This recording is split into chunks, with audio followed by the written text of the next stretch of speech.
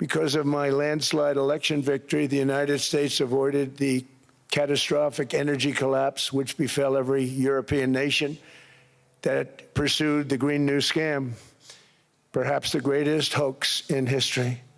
The Green New Scam, windmills all over the place, destroy your land, destroy your land. Every time that goes around, you lose $1,000. You're supposed to make money with energy, not lose money. Here in Europe, we've seen the fate that the radical left tried to impose on America. They tried very hard.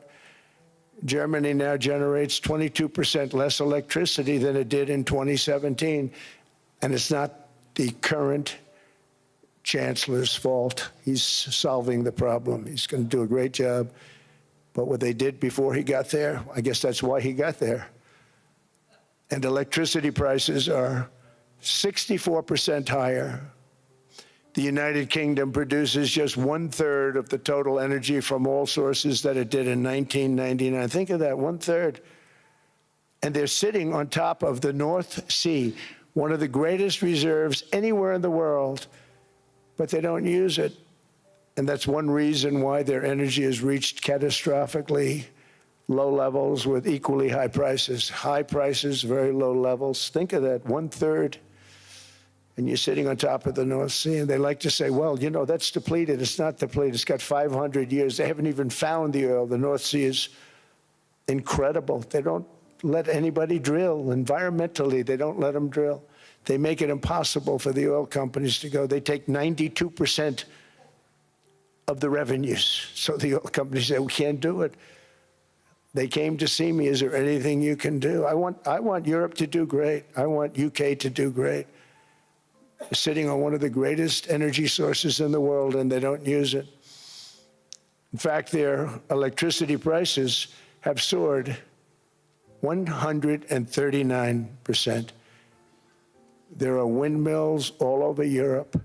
There are windmills all over the place, and they are losers. One thing I've noticed is that the more windmills a country has, the more money that country loses and the worse that country is doing. China makes almost all of the windmills, and yet I haven't been able to find any wind farms in China. Did you ever think of that? It's a good way of looking at it. They're smart. China's very smart. They make them, they sell them for a fortune. They sell them to the stupid people that buy them, but they don't use them themselves. They put up a couple of big wind farms, but they don't use them. They just put them up to show people what they could look like. They don't spin, they don't do anything.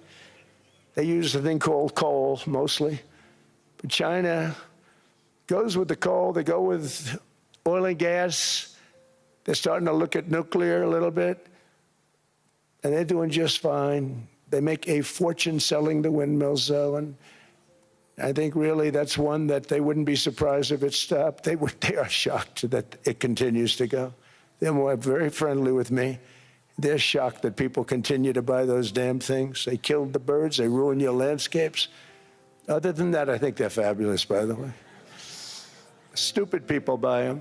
The consequences of such destructive policies have been stark, including lower economic growth, lower standards of living, lower birth rates, more socially disruptive migration, more vulnerability to hostile foreign adversaries, and much, much smaller militaries.